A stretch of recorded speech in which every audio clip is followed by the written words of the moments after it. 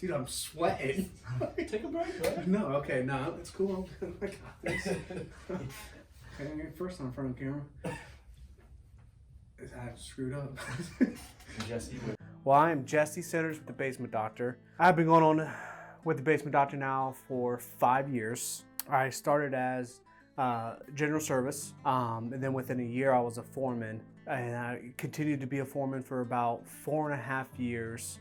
So definitely the most memorable job I've had is, it was a lady in Pickerington, Ohio actually, and she needed the work done, okay? It was within literally minutes, I was able to get multiple people on the phone and be able to help this lady who needs and wants this done, but is having a hard time.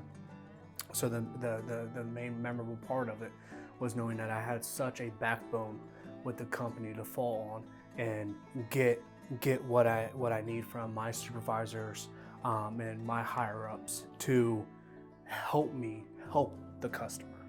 Every single job I go into, every customer I meet, I know somehow, some way, we're helping them.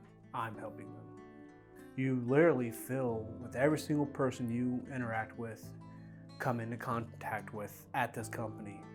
If you even never met each other before, it feels like you have.